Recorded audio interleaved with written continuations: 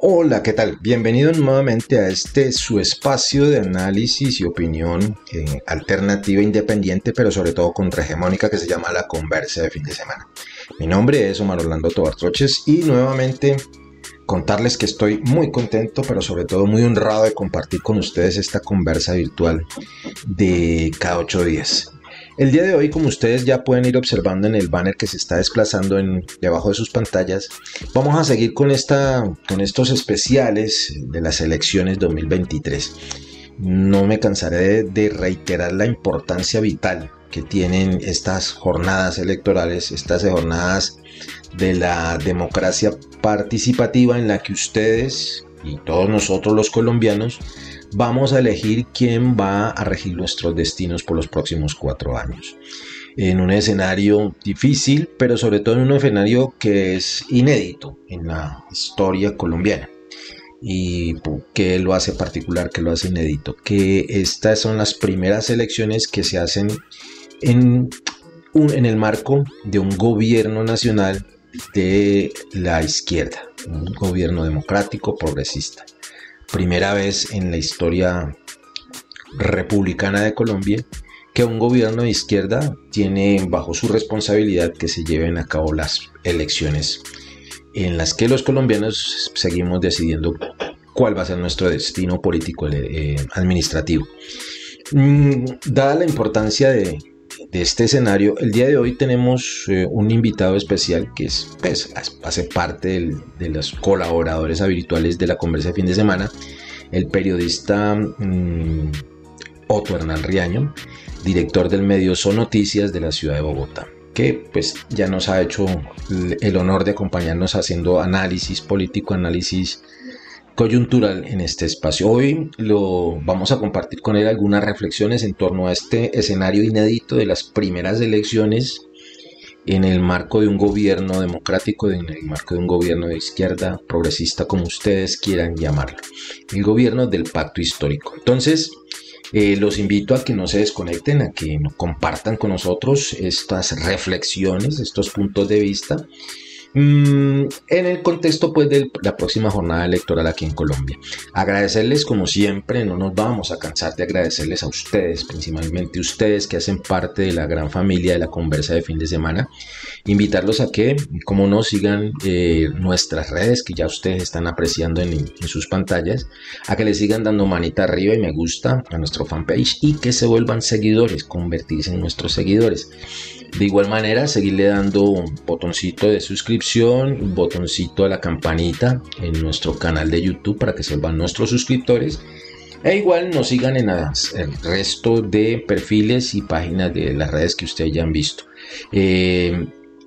Invitarlos a que participen a través de nuestro WhatsApp, que también ya lo vieron allí desplegado en la pantalla, y a que visiten nuestra página, laconversafindsemana.blogspot.com. Agradecerles, hasta la parte de los agradecimientos a nuestros socios estratégicos, primero los backers y las backers de nuestra campaña Una Vaca por la Conversa de Fin de Semana en el portal baki.co. Hemos compartido en los enlaces, es muy fácil, le da clic allá y hace su aporte económico que va desde los 15,000 pesitos en adelante para sostenernos. Igualmente a la gente, invitarla sobre todo específicamente a la gente de Facebook a que cada que subamos un video, una presentación nueva, le dé clic en la estrellita que está en la parte de abajo y ahí nos pueden aportar, hacer su aporte a través de las estrellitas que ustedes previamente han podido conseguir en el enlace fb.com/inclinada stars, estrellas en inglés. Ahorita vamos a dejar un pequeño clip para que se vean, para que den cuenta cómo se hace. A ellos y a ustedes muchas gracias. Y antes de arrancar de lleno con el periodista Otto Hernán Riaño, dejarlos con la presentación oficial, el cabezote oficial de la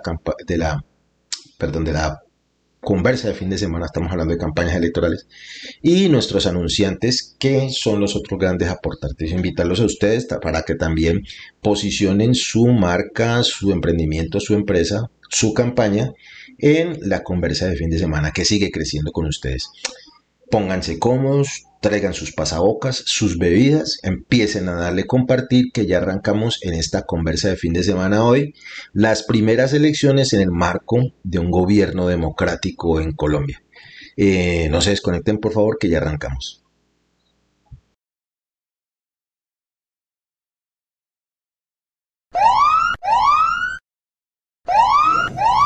Pero si nosotros logramos hacer posible que nuestros jóvenes, niñas, estén inmersos en el deporte, educación y cultura, haremos historia.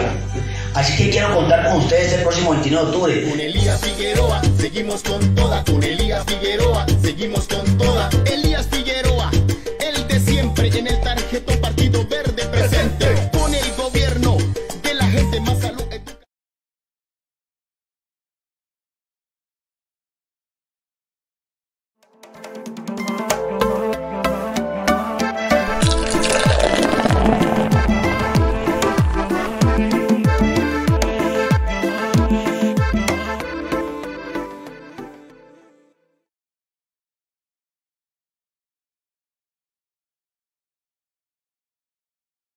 Y en el norte del Cauca ahí está Quilichao, la ciudad que yo quiero.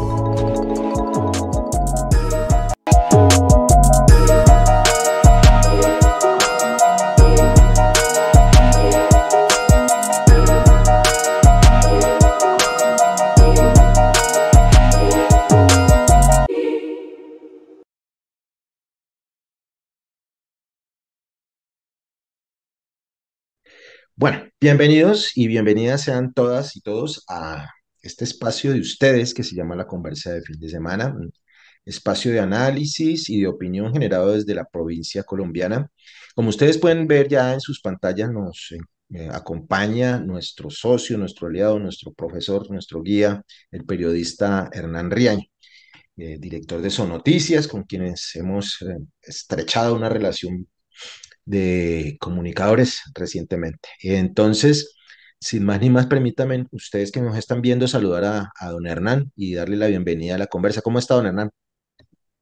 Muy buenas tardes, Orlando, y muy buenas tardes a nuestros espectadores, nuestros seguidores, que cada semana se unen a la conversa del fin de semana, valga la redundancia, ya tradicional por bastante tiempo. Pues sí, don Hernán. Bueno, entonces estamos aquí para conversar, como dice el nombre, usted lo dice el nombre redundante, estamos para conversar sobre lo que ha venido generando opinión pública en estos días, pero en el caso nuestro con don Hernán desde hace bastante rato, que es el devenir último en este escenario ya muy cerquita a las elecciones de regionales y locales en la que los colombianos y colombianas vamos a definir el futuro de nuestras regiones, de nuestra localidad por los próximos 4 años, sin deslindar obviamente pues el acontecer de político administrativo nacional. Brevemente para que arranquemos a conversar, don Hernán, ¿cómo está viendo en un, pues no quiero llamarlo diagnóstico, pero en un paneo muy por encima, esa posición de los partidos tradicionales, del pacto histórico, frente a este escenario electoral que ya está encima de nosotros? Lo primero que hay que decirle, Orlando, es que estas son unas elecciones que no se habían hecho en nuestro país nunca. Con un primer gobierno democrático después de más de 200 años de dominación feudal, permítame el término, pero es que es cierto, feudal, de unas familias y unos grupos políticos que se acostumbraron a manejar el país con el sistema económico y político del feudalismo. Hoy en Ujú, día nos encontramos con un presidente democrático. ¿Qué quiere decir eso? Que es lo que pretende es dar el salto al capitalismo que no hemos tenido en nuestro país.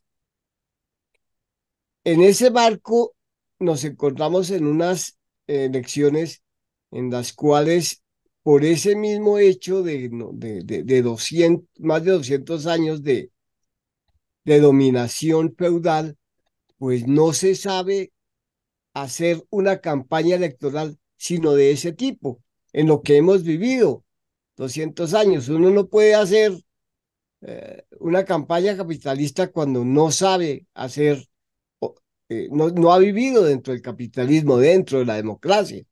Nosotros no hemos, de los 70 años que tengo de vida, Orlando, yo viví hasta la Constitución del 91 en un eterno estado de sitio. Así Y es, en, así es. Ujú.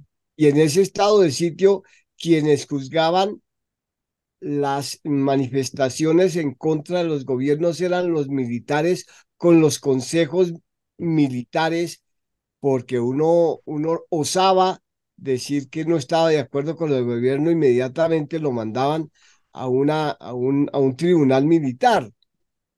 Así era de duro nuestro país. Llegó la Constitución del 91 y aparentemente se logró un salto, pero ese salto por las maniobras de los presidentes que siguieron, Gaviria, Pastrana, Uribe, Santos, Duque, nunca se pudo desarrollar ese capitalismo y esa democracia. Entonces, ese es el marco que tenemos. Pero bueno, allí para meternos un poquitico en este escenario que usted muy bien plantea, que es el que tenemos hoy. Estamos totalmente de acuerdo que hasta hace poquito, hasta menos de un año larguito, nosotros estábamos en un marco jurídico, pero sobre todo político, en el que las reglas del juego electoral, para que nos metamos en el campo solamente electoral, las ponían los partidos tradicionales de derecha, es decir, el Partido Liberal, Conservador y después todo ese poco de pequeños partiditos en los que se camuflaron.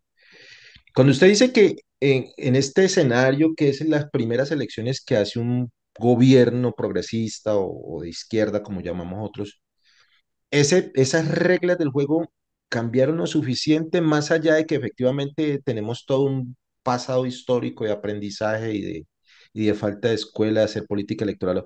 Las reglas del juego que están actualmente sí permiten ir avanzando en ese otro camino de una democracia de verdad o de una participación electoral más o menos decente, o todavía estamos lejos. Pues se dio el salto que se pretendía dar, pero no se logró lo que se quería hacer. Mm. Me explico. Empezando por el Consejo Nacional Electoral, que es el que define las reglas de las elecciones, es un órgano netamente político. Político. Ujú. Allá hay representantes de partidos. Así Los es. magistrados son representantes de partidos políticos. Y mientras estuvo la ultraderecha con una mayoría en el Congreso y en la presidencia, pues escasamente dejaban un solo Sí. magistrado de demócrata. Estuvo el doctor Novoa, estuvo el doctor de la vez pasada, se me pasó el nombre, pero realmente no ha habido una opción diferente que no sea la de la extrema derecha. Eso dentro del marco político que es el Consejo Nacional Electoral. Y están las costumbres electorales de los colombianos y de los partidos, tanto de los partidos como de los candidatos y de los votantes. Es Mm. que aquí hay una trilogía de personas que muy poco han cambiado sus costumbres políticas. En ese orden de idea, volviendo en este escenario, o sea, yo quiero, no tanto para don Hernán, que yo sé que más o menos me entiende, y no para las personas que nos están viendo y oyendo. En este escenario que tenemos ahorita, cuando hablamos de los votantes, eh, allí hay un proceso un poquitico más complicado y a más largo tiempo, pienso yo, don Hernán, que es el de crear como esa especie de cultura democrática de verdad en la gente. En el sentido de que, pues, si la gente no sabe cómo funciona su país, su estado, cómo funciona el mismo sistema electoral, pues, pues de ahí para allá, digo yo, es muy difícil cambiar ese comportamiento histórico del votante. ¿A usted qué piensa? El ciudadano colombiano piensa que la democracia es ir a votar. No más, Sí, no eso más. sí. ¿Cuántos colombianos han leído la Constitución Política de Colombia? Bueno, que la hayan Hagamos esa leído. pregunta. Sí, claro, esa cifra exacta no es, pero hay un buen número de gente que la ha ojeado, que una cosa es No, ojear. digamos, es que, o sea, para ser ciudadano demócrata, la primera condición es que conozca su constitución y la ponga en práctica. Entonces, supongamos que la hayan de 100 ciudadanos, supongamos que fuera Colombia con 100 habitantes. De esos 100 habitantes, ¿cuántos creen que ha ojeado la Constitución? No, yo creo que menos de uno, menos de uno. Y si menos de uno, ¿quién se la ha ido a conciencia? No, pues imagínense, ¿no? Y además, ¿quién la ha puesto en práctica? Es correcto. El único derecho que se ha puesto en práctica es el derecho de petición y la tutela. Las tutelas. La tutela. Es Ujú. lo único que más o menos las personas practican, el derecho de petición y la tutela. Y, en su época, impulsados por los sectores progresistas de la constituyente, que en ese tiempo era básicamente el M-19, Ujú. hoy en el poder. Bueno, entonces no podemos hablar de que Colombia sea demócrata si sus ciudadanos no han leído la Constitución. Tristemente, efectivamente. Y lo más complicado, digo yo, esta es una suposición, no tengo los datos exactos, es que muchos de quienes ejercen el liderazgo manipulan o manejan, pues cambiémosle el término, manipulan a manejar, manejan la opinión pública, tampoco, porque pues uno entendería, o por lo menos eso creo yo, que quienes tenemos esta oportunidad de estar acá al frente de un micrófono, de una cámara, que le podemos llegar a más de dos o tres personas, deberíamos también como mínimo tener cumplida esa tarea de haber leído mínimamente la Constitución y por lo que uno mira y oye, tampoco. Y eso sí es preocupante. Y lo que es más preocupante es también el desconocimiento de quienes sí deberían por profesión hacerlo. Por ejemplo, los abogados. Pues este es un país de abogados, ¿no, don Hernán? Sí. Te voy a poner un ejemplo. Yo soy asesor, investigador del tema de propiedad horizontal, que tanto está haciéndose en nuestro país. En todos los municipios del país estamos construyendo edificios y ponemos, y es un régimen muy parecido a la nación. O sea, Ujú. está la ley 675, que es la que la regula, se enmarca dentro de la Constitución. Entonces, la pirámide de poder en la propiedad horizontal es Constitución Nacional, Ley 675, y en el mismo nivel las sentencias de la Corte. Le comento que la Ley 675 ha sido una de las más demandadas y no se han perdido sino dos demandas. El resto, todas, la ley sigue igual. El reglamento de propiedad horizontal, que sería la constitución particular para cada conjunto, la Asamblea General, el Consejo de Administración y el administrador. Yo ponía a todo el mundo a ver si se había leído la Constitución. No. ¿Ha leído su reglamento de propiedad horizontal? No. ¿Ha leído la ley? ¿Ha leído su reglamento? Usted va a una asamblea y si la asamblea decide que vamos a hacer esto, ¿usted cumple? ¿Por qué? Porque no me interesa. Y, y se ha puesto, ¿por qué pongo el símil? Ya le explico. Y se ha puesto en boga que en cada conjunto se hace lo que un individuo decide. Ajá. El A presidente. rajatablas, con amenazas, a veces hasta con bala y con agresiones personales. Es que lo mismo ocurre en nuestro país. Sí, tal cual, eso es cierto, eso es un Y reflejo del la propiedad país. horizontal es una forma de convivencia y de organización política igual que la de Colombia. Por eso hablo, porque la mayoría de gente, muchos que nos están viendo y oyendo, saben qué es vivir en propiedad horizontal. En muchos casos es casi un infierno Mm.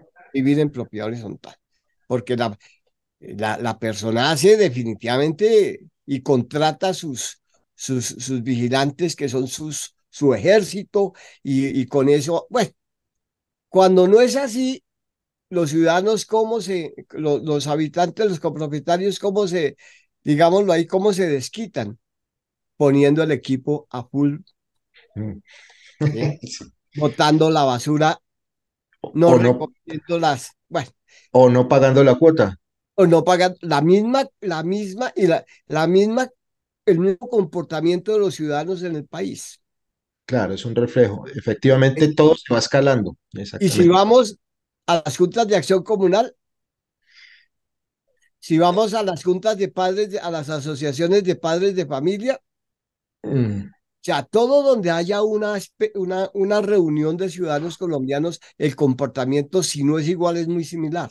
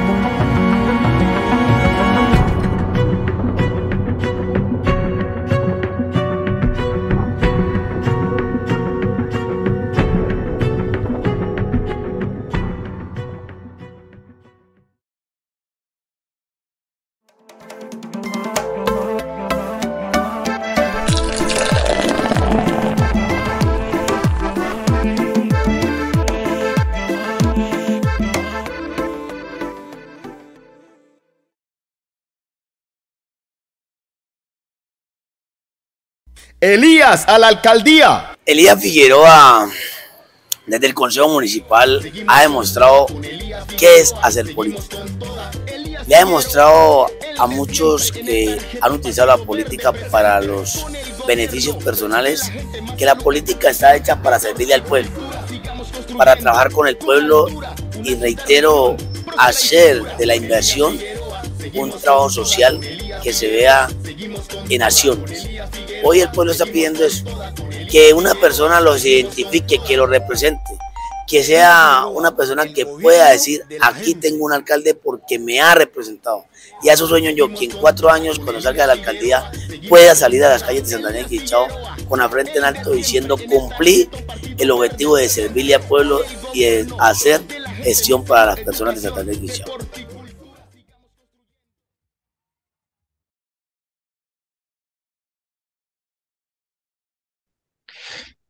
Bueno, pero entonces ahí me asalta, no sé, es mi percepción personal, más que percepción, es como un sentimiento, es decir, y eso yo lo tengo claro, es decir, el comportamiento de nosotros los colombianos, colombianos de a pie común, es ese, porque no conocemos, no nos interesa conocer, no nos han enseñado a tener esa necesidad.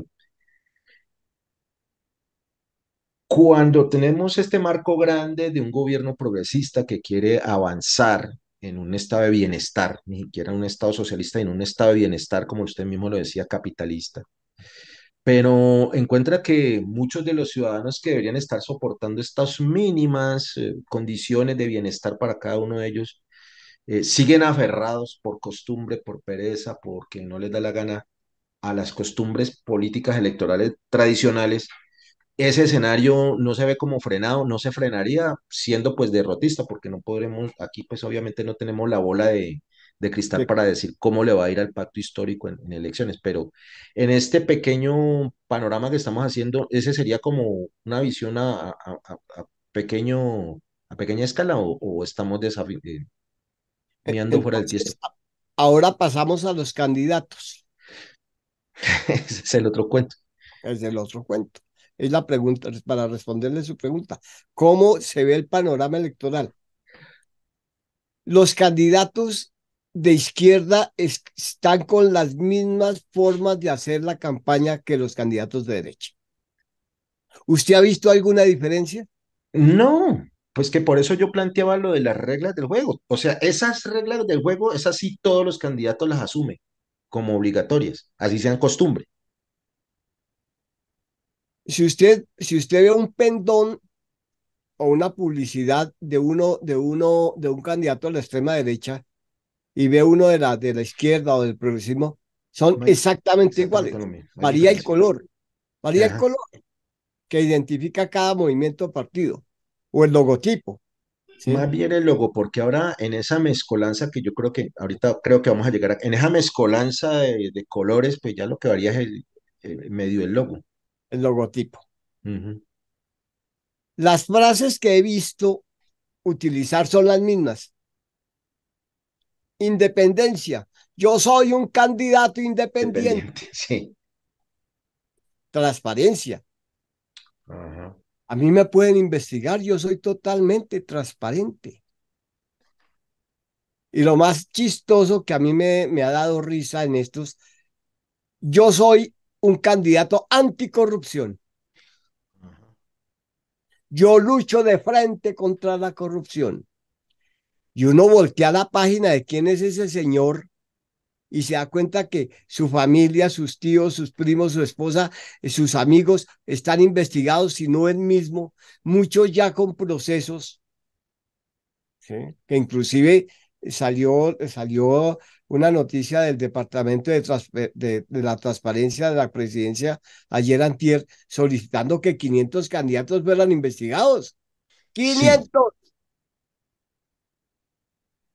por todas estas vinculaciones, pero ellos salen con la bandera de la anticorrupción. O sea, son, y si uno ve los de la izquierda, pues las mismas frases, transparencia, independencia y anticorrupción. sí, pues siquiera tocamos el temita porque para allá iba yo, quería llegar yo. Sí, sí, la oficina de la Presidencia Anticorrupción que inclusive está en una posición complicada, porque su oficina su tarea es hacer la denuncia, como si denuncie que allí puede haber, como Sí, él pero mismo él lo dice, no investiga, no él no tiene es investiga capacidad. ni mucho menos sanciona, su tarea es Sí. denunciar. Y resulta que recibe fuego interno porque uno de los que lo ataca es ministro de gobierno de las fuerzas del pacto histórico, de los aliados del pacto histórico. Inmediatamente lo ataca la enemiga declarada de este gobierno, que es la procuradora Cabello, en defensa pues de yo me imagino, casi 400 socios que están investigados allí. Entonces uno dice, bueno, si quienes deberían estar cuidando cómo cambiar esas formas de ir acabando con esa cultura que nos tiene fregado. Unos están con las manos atadas porque a pesar de que están en una oficina de la presidencia y sus compañeros de gobierno lo atacan, y quienes deben cuidar por la moral, utilizando un término, la moral pública, que es la Procuraduría que debería estar mirando, haciendo la investigación, también lo ataca, y el fiscal, pues, ese ni para qué hablamos de él. Entonces, el escenario es muy oscuro. Lo que pasa es que Colombia, como dije antes, y por eso hice el marco de que habíamos vivido, pues, en la colonia 300 años y en el feudalismo, porque la colonia era un gobierno feudal, ¿sí? La figura del virreinato y de los señores. De hecho, en el Cauca todavía se ven las cédulas reales, ¿no? Sobre eso soportan algunas tenencias de tierra, sí, señor. Claro, claro. ¿Y quién las dictaba? Los feudales, Ujú. el rey, el virrey, ¿sí? Y aún hoy en el siglo XXI se soporta la tenencia de la tierra en base a una cédula real, ¿sí? Sin Ujú. entrar en detalle de quién la tiene y quién no la tiene. Simplemente es un manejo de un sistema político que fue vencido en 1789 con la Revolución Francesa, ¿sí? Y los más de 200 años no son, o sea, el hecho de que haya subido un presidente demócrata no quiere decir que todas esas mañas, costumbres, formas de hacer las cosas se borren se eliminen de un tajo. Es que no, el colombiano está acostumbrado a vivir y los dueños del poder, que es la extrema derecha, porque una cosa es tener gobierno y otra cosa es tener poder, ¿sí? Pues no les interesa ni que el ciudadano sea estudiado, ni que el ciudadano tenga tierra, así como lo ha dicho el presidente Petro, ni que se sepa la verdad, etcétera, etcétera. ¿Por qué? Porque en el momento en que la gente sea educada, pues va a aprender a ser demócrata. Mm. Acordémonos que quienes hicieron la Revolución Francesa eran unos señores que se llamaban los ilustrados, Así y es, sí, entró señor. la siglo de la ilustración, ¿sí? Que se inventaron la enciclopedia, que se inventaron los tratados, un aspecto de la filosofía. O sea, era para hacer esos cambios se necesita educación. Exactamente, usted toca el tiempo, toca un punto que tiene que ver con el tiempo. Y entonces una de esas costumbres, yo digo que es recientes de la cultura nuestra, es la cultura del inmediatismo. Es decir, la gente no le interesa saber de dónde ni cómo se hacen las cosas, pero la requiere ya. Y eso viene con los últimos tiempos, pero para el caso colombiano tiene un agravante que es el que yo digo, esa es una postura, un pensamiento muy mío, que esa postura viene desarrollada con la contracultura traqueta, es decir, yo necesito que me hagan esto es ya Claro. y como sea. A mí no me interesa quién no va a hacer ni cómo, pero necesito es ya. En esa cultura, decirle uno a la gente en este momento, mire, esto es un proceso de educación que va a tardar un poquitico de tiempo, eh, pues me parece que es como decirle a la gente, oiga, estamos como fregados, porque toca esperar. Y ese no sería un mensaje como muy, muy duro, muy de frente a la gente en este momentico. Yo prefiero que se le dé ese mensaje de frente. Mi abuelo decía que más vale una vez colorado y no 100 pálido. Ah, no, eso sí es cierto. Sí.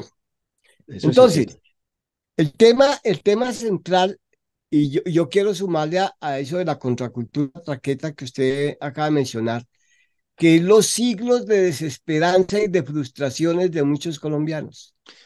Ujú. Además, y que por esa cantidad de frustraciones de los colombianos, de años de frustración, no de siglos, sino de años, corrijo, de años de frustración, es que muchos colombianos se fueron al traquetismo. Al, y olvidémonos, no es solamente la droga, marihuana o cocaína, no. En Colombia se hace negocio traqueto con todo, absolutamente con todo, ¿sí? Hasta Claro. con el espacio público. Hay gente que le cobra al vendedor ambulante, ¿sí? Mm. Porque nos acostumbramos a hacer, muchos colombianos se acostumbraron, porque yo afortunadamente no me he acostumbrado, a hacer, a montar su república independiente, Ujú. a decir esto se hace así y yo lo... Entonces, esa contracultura aunada a los años de frustración de los colombianos hacen que quieran las cosas ya. Y como subió alguien que podía hacerlas, ya ha demostrado que lo puede hacer, pues empieza la La presión, presión. empieza la presión, ¿sí? Claro que el señor presidente ha dicho que necesita que se haga esa presión. Él dice, necesito que sigan protestando si no llegan las soluciones. ¿Por qué? Porque él sabe que de los millones de funcionarios públicos que hay en el país, fueron nombrados por la extrema derecha en un gran porcentaje, en la mayoría de porcentaje. O sea, porque Petro no ha cambiado a esos funcionarios públicos de medio y bajo nivel, eso no lo toca a nadie. Ahí siguen. Claro. ¿Y ellos a quién le obedecen? A quien lo Es nombró, a su aquí. jefe político, Ujú. liberal, conservador, cambio radical, el que sea, ¿sí? Que es una posición dentro del gobierno. Allí, pero allí hay una, allí, si quiere usted toca ese punto, porque allí hay una visión, una percepción, ahora que llaman los que saben, una percepción. Muchas de las personas que le apostaron a votar por la propuesta del pacto histórico, dicen, bueno, pero, y se los manipulan, porque eso también hay que decirlo, se los manipulan. Dicen, bueno, y nosotros votamos por el cambio, pero resulta que uno va a la oficina X, del Agustín Codazzi, por decir una cosa que es la que uno, por acá, vamos al Agustín Codazzi o a la oficina de registro. Oiga, pero y ahí está el mismo fulanito y ahí el doctor tal es el que pone y quita y dice que no. Y entonces, ¿cuál cambio? Y resulta pues que los medios dicen, vea, pero ¿y entonces cuál cambio? Eso no es frustrante, eso. No es frustrante, lo que pasa es que no se puede esperar que con el primer intento se Ujú. logren cosas. Es cierto. Imagínese usted que el presidente decidiera cambiar esos millones de colombianos que están en todas las oficinas públicas. Es otra revolución, porque la gente no se va a dejar sacar. Él mismo Por se la un lado, voltea, claro. por un lado. Y por otro lado, mientras entran personas para aprender, o sea, mientras se Hacen el vuelven, curso. Ujú. se vuelven hábiles en su puesto, tiene que pasar un periodo de tiempo. Claro, no, eso es contraproducente. Claro. Entonces, el No. gobierno está en una disyuntiva de que le toca, perdóname la expresión, aguantarse esos funcionarios, porque no Ujú. hay ninguna, o sea, imagínense cuántos millones de funcionarios públicos hay a todo nivel. Correcto. Pero volvemos al mismo punto de inicio, es decir, es una cuestión de educación, es decir, digo yo, y esa es mi percepción. Bueno, está bien, me nombraron en carrera administrativa, hice el concurso o el padrino político me hizo meter, yo estoy en carrera administrativa. En alguna parte yo debería haber aprendido que es que mi jefe ahora no es el jefe político, el padrino, sino que es el ciudadano, que es el último el que me paga a mí. Pero en Porque Colombia no existe esa percepción. es que ese es el problema. Y entonces allí es donde creo que van a pasar bastantes años mientras mínimamente se pensiona la mitad de esos funcionarios mal acostumbrados, con mala cultura de funcionario, para que las cosas vengan a cambiar, porque es muy complicado. Y en eso sí estamos claros. Es decir, nada hacemos con un presidente que quiere cambiar las cosas, pero si los operadores, los que materializan esos cambios, se hacen los locos o Miren, archivo. voy a poner ejemplos. En Bogotá pasó exactamente eso. Le voy a contar una historia, no es una anécdota, es una historia. Petro trató de imponer en las secretarías, que son los ministerios a nivel nacional, Ujú. las secretarías, un software anticorrupción. Cada secretaría era propiedad de un concejal. Sí, Entregaban para que nombrara, ya quitara, pusiera, etcétera. Y llegó a una secretaría muy próxima a la alcaldía. Era de un señor concejal que ahora el hijo está aspirando al consejo. O sea, feudalismo hereditario. Me lo dijo el jefe de prensa, me lo contó el jefe de prensa de esa secretaría. No pudieron instalar. La persona que debía coordinar la instalación se enfermó. mm, cool. Después salió a vacaciones. Después pidió una licencia y no había quien nombrar a otra porque el señor concejal no dejaba que nombraran otra.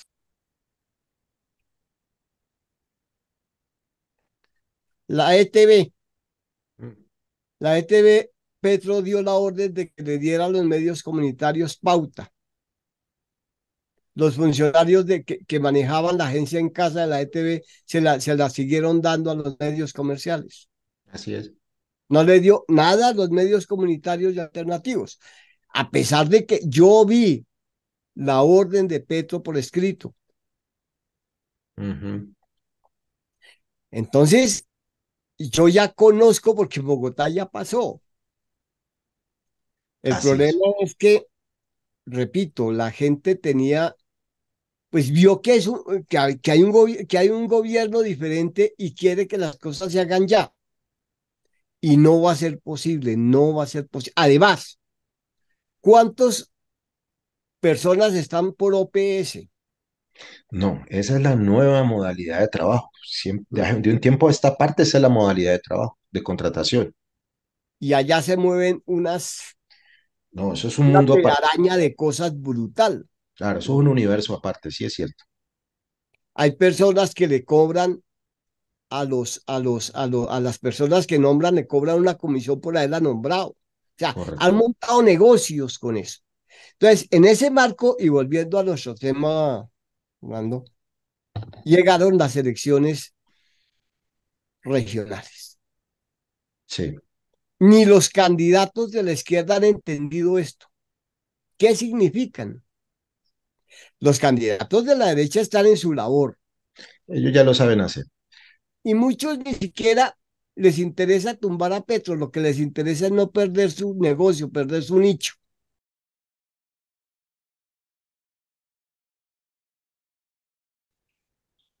Hay que ser pedagógicos con la Constitución Nacional. Si la gente sabe sus derechos y no se los imagina, porque es que el problema es que el colombiano se Ujú. imagina que tiene derechos y ni siquiera sabe cuáles son. Así Como es. repito, lo único concreto es la petición y la tutela. ¿Mm? Pero el resto no sabe, desafortunadamente. Entonces, empezar a hacer pedagogía, contribuir con eso, para hacer pedagogía sobre qué es la democracia, dónde nació, por qué nació, qué quiere decir, cómo es la participación, qué es una participación incidente y no que ir a firmar una planilla y que leer un refrigerio. Todo eso es una idea pues que le lanzo, señor director de la conversa, a ver si podemos concretarla, que me parece muy importante que contribuyamos con el tema de,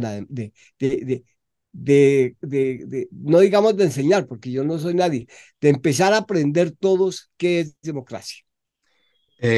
Idea recogida, tendremos que materializarla, operativizarla, como dicen por ahí, para efectivamente compartirla con la comunidad de Son Noticias, con la comunidad de la conversa de fin de semana, que entre otras, yo me imagino que usted también tenía esa idea, es la razón de ser de comunicar en estos medios. Es para eso, Sí, para es para comunicar eso, y, hacer pedagogía. y compartir lo poquito y nada que uno sabe y buscar lo que uno no sabe. Bueno, Hernán, yo le agradezco mucho a ustedes, amigos y amigas. Gracias por estar aquí acompañándonos en esta edición de la conversa de fin de semana. Estar pendiente esta semana de nuestras redes, estar pendiente también de Son Noticias, sus redes. Y los invitamos a que sigan haciendo parte de estos proyectos alternativos de comunicación contrahegemónica. Nos vemos en otra emisión de la conversa de fin de semana y en el entretanto en nuestras redes. Muy amables, cuídense mucho.